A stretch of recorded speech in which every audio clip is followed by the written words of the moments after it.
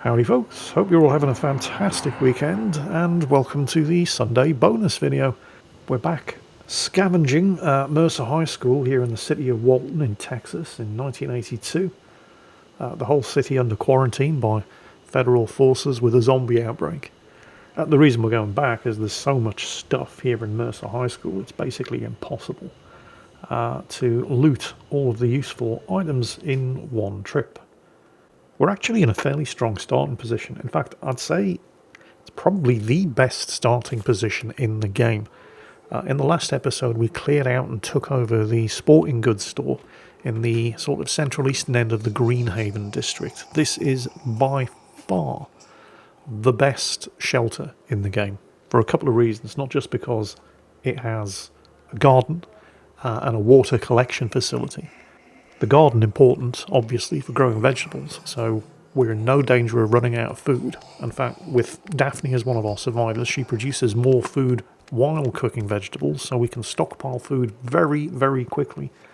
And also the water collection, because at the moment, the water supply is still working in the city of Walton, but that is not going to remain true forever, and you need water not just for drinking, but also for cooking. So we're in a good situation with regards to resources, but also because of the location of the sporting goods supply store.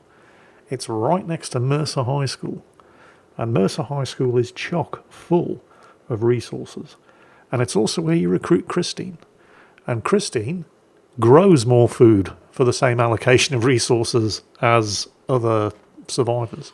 And her other special ability is she has it doesn't make any sense, but it's what she's got. And she has a random ability to just generate some vegetables at the start of every phase.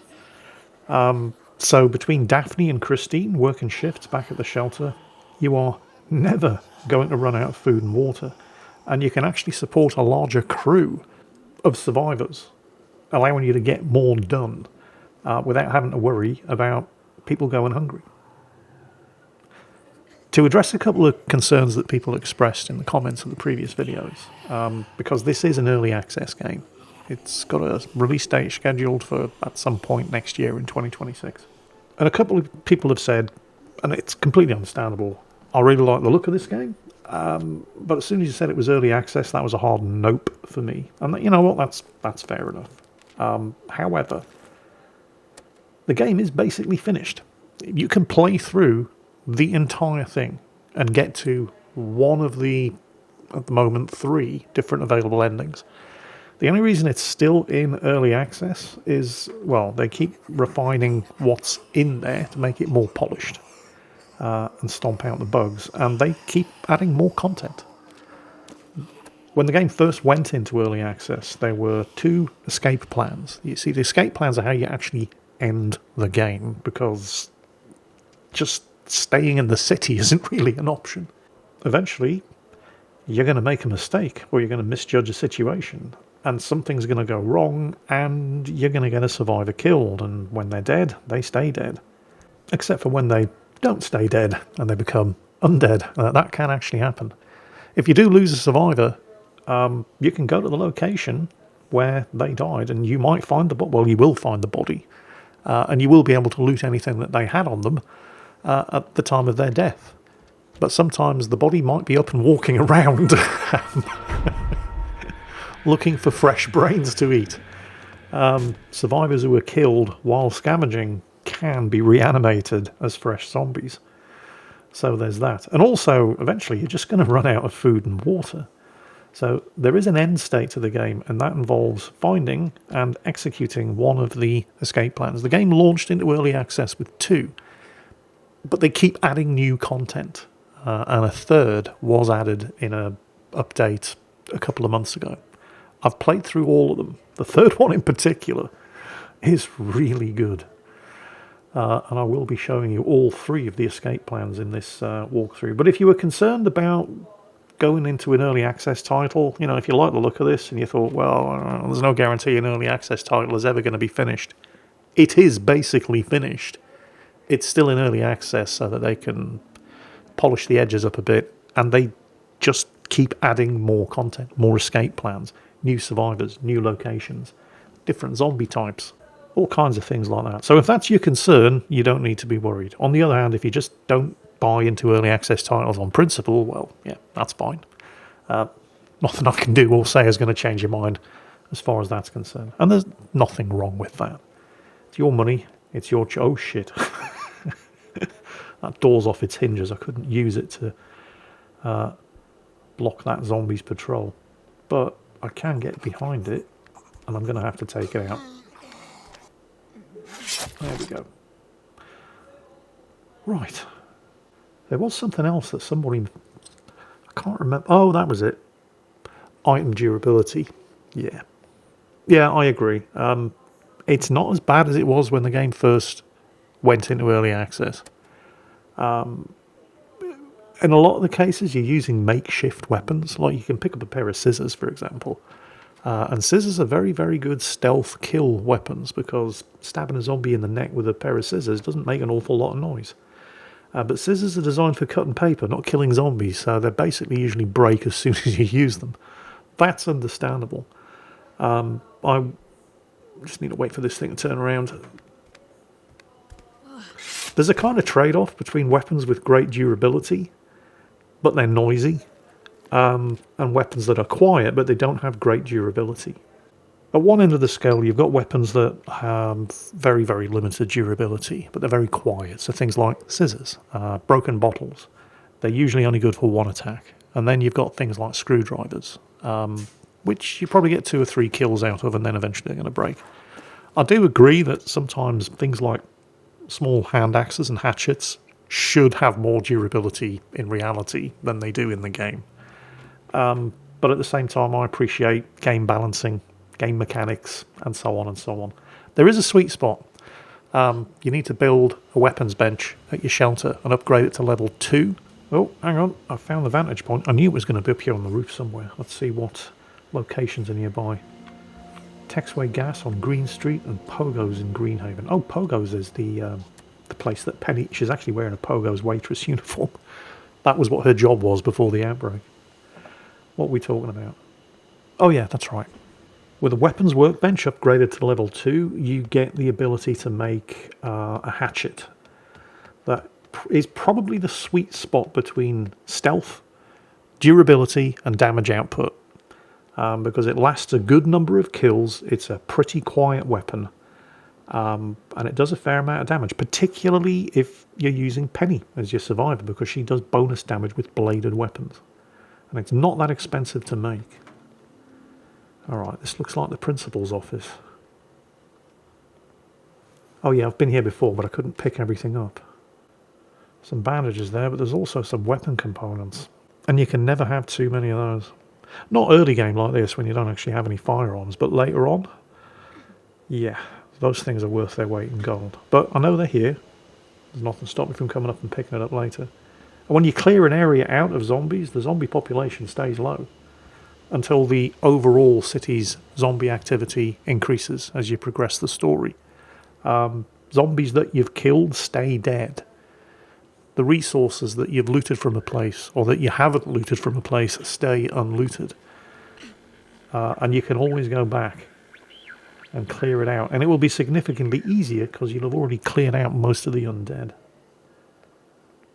Well, I mean, this gymnasium in particular was crawling with undead the first time I came through. And there's still a couple of dormant zombies huddled over in here, so I do still have to be quiet.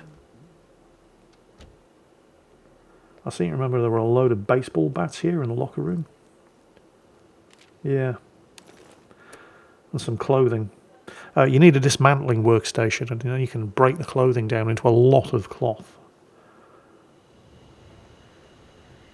The other thing, actually we'll check up here, because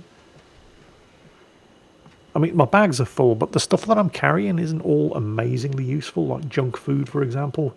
It doesn't restore an awful lot of hunger. Yeah, so I can get rid of some stuff. This is the reason I needed to come back, because I didn't have any bolt cutters on me. Well, there are lots of reasons why I needed to come back, but the main one is I didn't have any bolt cutters on me. And there's going to be some good stuff in a room that you need a pair of bolt cutters to get into. So water, medicine, splints, Loads of medical supplies. And a baseball bat. I'm almost certainly going to have to come back here at some point. Oh, there's nothing there but a zombie. Oh, I didn't mean to open the door. Yeah, there's nothing on the other side of that door other than a zombie looking at the door. Oh well, never mind. No harm done. Out the back and over the fence is the gardening plot where you met and recruited Christine, and she was busy planting vegetables there. If, after you've recruited her, you head back to this location, the vegetables will have grown and you'll be able to pick them up, take them back to the shelter. But, yeah, there they are. Unfortunately, my hands are kind of full. Ah, well, never mind. So there's still plenty of resources left lying around here at Mercer High School, and a significantly reduced zombie population. I can probably get rid of the junk food and pick up the actual vegetables. Yeah. Yeah, that sounds like a good idea. Anyway, back to the shelter. So, you can see what was produced within the shelter. Oh, and look at that, a weapons workbench. Oh, baby, yes. Let's go and take a look. We're right at the start of the game, so it's only a level 1 weapons bench. And you can see the kind of makeshift weapons that we're able to make. But if we come across any broken Defender or G911 pistols, they're basically Desert Eagles and Glocks, we can repair them here and manufacture pistol ammunition. Once you've gotten a level 1 cooking station, which is an absolute priority, you need to get a weapons bench. And you need to get it to level 2 as soon as possible, because then you can make the good stuff. You're eventually going to need a level 3 workbench in order to make rifles. But that's way ahead of us right now. My immediate focus is collecting enough resources to get a level 2 workbench up so I can make some of the really good melee weapons. And if possible, find myself a broken 357 Magnum, because it's probably the best handgun. Great combination of stopping power and inexpensive ammunition. For now, however, I need to have a look around and see where we're going next. So, I mean, I could go back to Mercer High School, because I haven't finished clearing it out. You can see the zombie threat levels down to 1 skull, and the amount of resources that are still lying around waiting to be picked up. But I want to check out someplace new, because I need base resources. Pogos, nope. Fire station, good, but 3 levels of zombie threat. Value record store, nah. Hardware store, Griffith and Sons, yeah. Same with the Red Mile gas station, and they both only have a 1 skull threat level. Huh. Yeah, those are options. Alright, we'll do the hardware store. Definitely going to need lockpicks. I'll take my almost broken weapon, just to get it out of my inventory by using it, and we'll take a backup weapon for when that one breaks. Although we're going to a hardware store, we'll probably find tools that we can use as weapons there. Griffith and Sons Hardware, by the way, is one of the locations that shipped with the game in its original demo like a year ago. So if you played the demo, you've probably seen Griffith and Sons Hardware. It's not a huge location, but there's plenty of good stuff there. And even if you have played through this location in the demo, or watched somebody else on YouTube playing through this location in the demo, there may still be some differences. Because they've not only added certain things to the original locations, but they've also added zombies with different behaviour patterns. Things that weren't in the demo or in this early access version. Need to be real quiet in here. Not want to wake them up. Okay. You notice I can see all the way through the passage and into the room on the other side. That's because that other door was open, which is why I was taking my time to make sure there wasn't a zombie patrolling in that room. Right, is this one going to turn around? Because that's a new zombie type that they did put in. Sometimes you get these zombies that just sit here and they don't do anything. So you're clear to sneak up on them and stealth kill them. But sometimes you get zombies that look like they're just going to stand in the one place and then they turn around. So it pays to wait a while and not rush in. We've got some stuff here. Some screws. Screws are good. Now then. I'm not going to touch that fire escape ladder just yet. Let's head up onto the roof and see if we can find an observation point. Because dropping that ladder is going to make a noise. Let's just wait and see if anything's going to come patrolling from the other side. Oh, you notice I picked up some firecrackers there. Again, this is a new thing that wasn't in the game when it was a demo. There in my inventory, you can see I've got my melee weapon, my sling hook, and those are firecrackers. That's my ranged weapon. You can use those as a distraction. You can throw them to draw zombies towards them, and they are really, really loud. And they'll draw zombies coming from, yeah, pretty far away. But anyway, nobody else up here. And we found the hitch post. So that's a bar. I think it's up kind of to the northeast of Greenhaven. I can't remember. We'll check it out when we get to the map later. Alright, so nothing else up on the rooftop. Now, I know that dropping that fire escape ladder is going to make noise. And there's a truck down there. Ah! We drop it now, though. It takes out the zombie that would have been alerted by the noise of the fire escape ladder dropping. So that was convenient timing.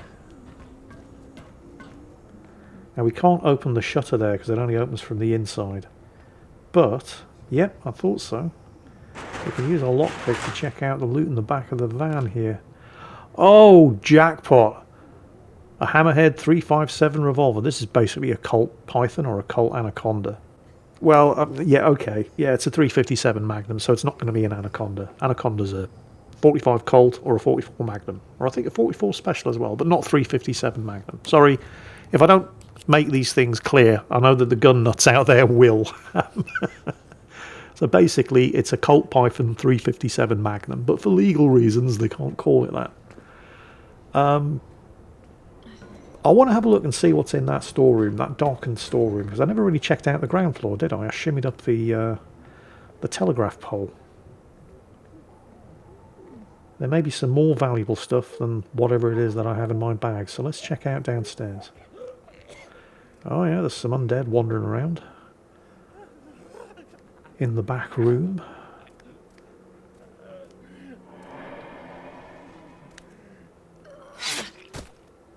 Okay, one more attack with this sling hook, I think is what they call it, and it's going to break. Now, there's nothing wandering around in that back room. There is some loot in there, but there's also a dormant zombie. And if you press the button that activates the shutters to open the back door, it wakes that dormant zombie up, which I don't want to do just yet. Doesn't appear to be anybody patrolling down here on the ground floor of the actual shop itself. Surprising, I thought there would be. But I mean, this is the hardware store, so there's going to be hardware. Oh, this stuff right here, components. You don't need components to make level 1 workbenches, but level 2 and 3 upgrades you definitely do. Unfortunately, all of the other stuff in my bags right now is of more immediate value. But the components aren't going anywhere. I can always come back to the hardware store and pick them up later. Oh, the other thing about... You see, I mentioned at the start of today's video about how great this sport and goods supply store was as a shelter location, and it is. I maintain that it's probably, in fact it's absolutely, until they add more content, the best starting location in the game. You will never start in this place, but head here as soon as possible because it's just so good. It's located in the eastern end, sort of central eastern end of the Greenhaven district of the city, which itself is on the eastern end of the city. But regardless of how good the place is, if you stay in any one shelter for too long, the zombie attacks on the barricades get stronger and stronger and stronger, because eventually enough of them are going to hear you making noise inside. I need empty bottles. to actually make anything at the water collector. That's fine. And I don't actually have any seeds to plant for vegetables. Although, as mentioned earlier, Christine just has this random ability to sometimes generate vegetables at the start of every phase, and there's 2 phases to each day. And we're going to find seeds and stuff, so we're not in any danger of running out of food anytime soon. But regardless of how good this location is, at some point we will have to move on, because the zombie attacks on the barricades are going to get stronger and stronger the longer you stay in one place. But we're fine for now. I've got Christine making a disassembly station, a set of bolt cutters, and another set of lockpicks. I'm going to send Daphne over to the medical station. See, at the moment, all we can make is healing kits and bandages. Bandages treat injuries. They don't actually repair your health. That's what medical kits do, healing kits. You're going to need a level 1 cooking station so that you can make vegetable stew and meat stew. You can make level 2 and level 3 cooking stations. You don't need level 2 or level 3 cooking stations, but you do need a level 1. You're going to need a level 2 medical station to produce medicine to cure diseases, because at some point you're all going to get diseased. It's just going to happen. So you can either forage medicine and save it for when you really need it, or build a level 2 medical station. You will need... Well, needs may be too strong a word. You're definitely going to want a level 3 weapons bench. The stuff you can make at a level 1 bench is kind of bad. And you're probably going to be using scavenged weapons until you get yourself a level 2. Because then you can make the hatchet, which I talked about earlier. But it also allows you to repair and use this 357 Magnum we just picked up. With a level 3 workbench, you can repair and use rifles and make ammunition for rifles. And one rifle in particular you are definitely going to want. All of that, however, is in the future. Next up, we need to get more resources and also scout out potential future shelters. We've got the Texway gas station on Green Street and the Red Mile gas station, both looking, kind of similar. The hitch post up here has a lot of base resources, but it's outside of our scavenging range. We would have to clear out value records. So there's all kinds of places here outside the lit circle. That means they're too far away for us to get there, scavenge, and get back to the shelter safely. So at some point we're probably going to have to take over value records and move in there in order to scout and scavenge further away. Next, however, I'm going to go and clear out Texway gas station. It's got a reasonable level of base resources and food, and a low zombie infestation levels. And I'm also keeping my eyes and ears open for any further escape plan leads. Radio transmissions. Those are what I'm listening out for. Why is this door wedged from the outside? That means there's probably something nasty on the inside. Yep. You see it in the second room through the hole in the wall? It's just standing there, and it's looking this way. It will see me the second I open that door. There's also one in one of the toilet stalls, so that would mean I'd be fighting 2 of them at the same time, and nope, sorry, not interested. So let's climb over the top and see where this leads. This looks like the backyard of the gas station. There's one down there. Oh, wait. You hear that? You hear the radio? That's an escape plan lead. That's the airlift escape plan. I need to... Okay. First things first. Let's deal with that zombie.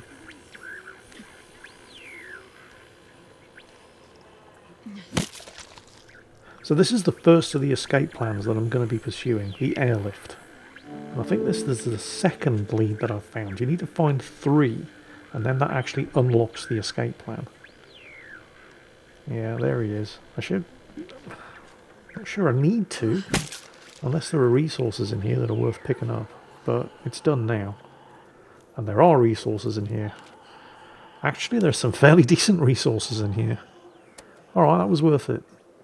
So the one in the toilet stall is dormant. It's only going to become active if you make a lot of noise by, for example, opening the door and having the other zombies see you and then start snarling and come running over. So, trap avoided. Oh, I didn't pack a lockpick. Oh, what is wrong with me?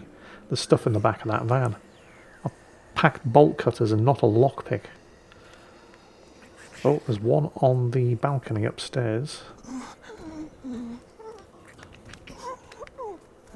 Okay, so there's a dormant zombie and a patroller in here. Neither of these are going to be too difficult to deal with. Although, actually, this one upstairs, that door can't be closed. It's been knocked off its hinges. Okay, there's an open door. Alright. So I'm just going to sit here beside the door, and there she comes. That's why she was taking so long to make the return journey.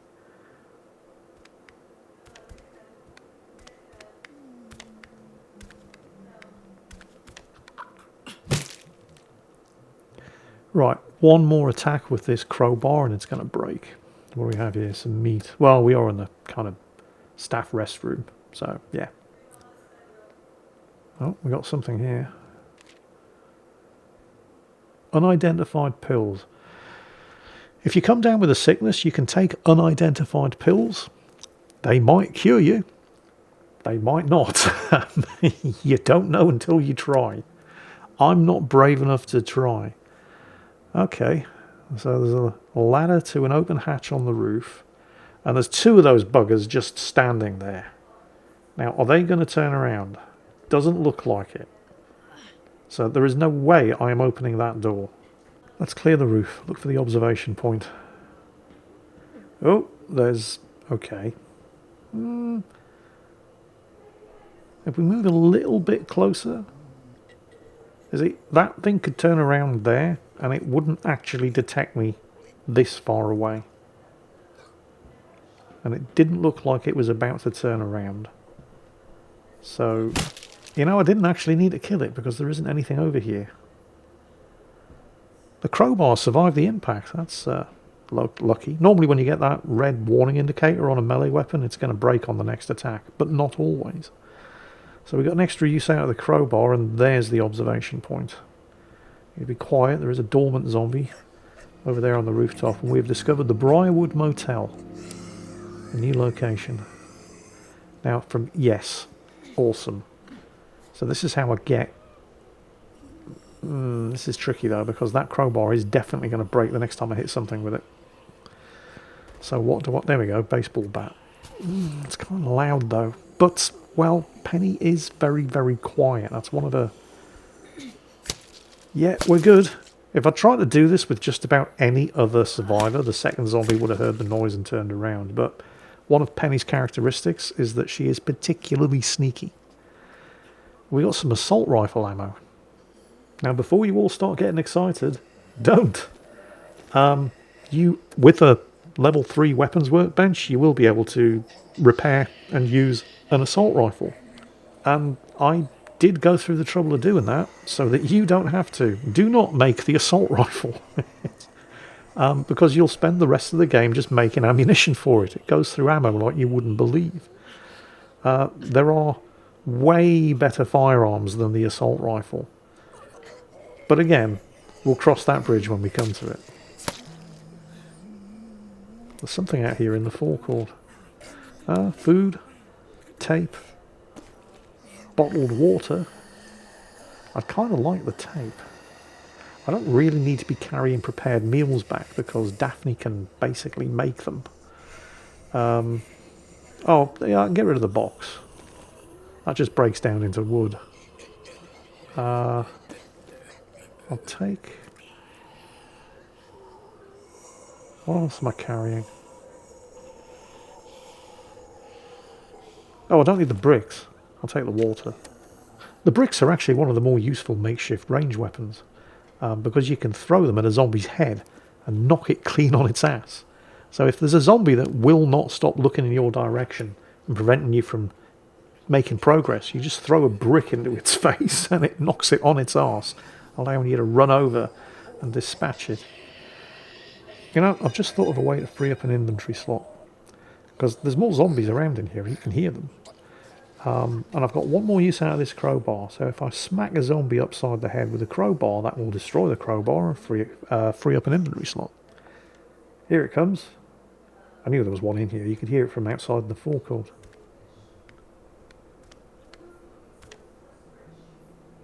Come to Papa. Or actually turn around and go away from Papa.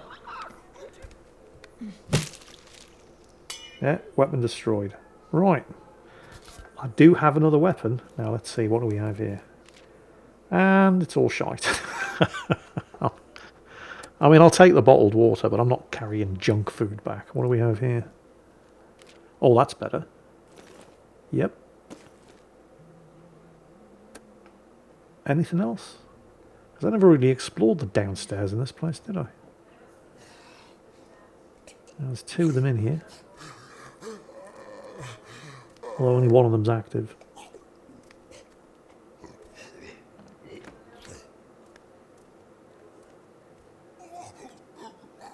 Just going to wait here. I don't actually have to kill it. I can just let it go through the door up to the counter and then shut the door behind it. Come on, don't be shy. Nothing to see here.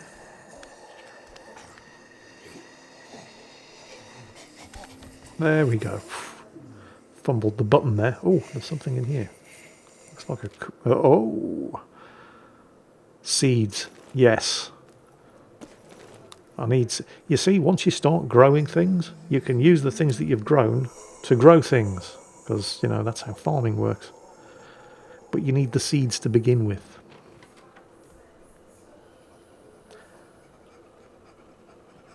I can't believe I didn't bring a lockpick.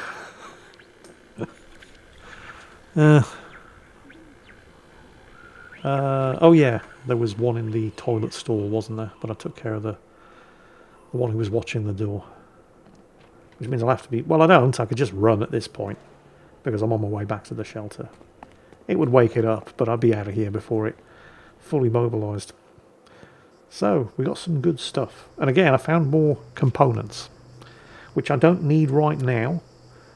More basic resources are more important at this stage, but in order to get these workstations upgraded, you're going to need components. They're the things that look like hinge brackets. I've found 2 of them so far, but I've never picked them up. Now that I have seeds, however, I can grow, well, I can grow food. If I find medicinal herbs, I can plant them here and grow my own medicines as well.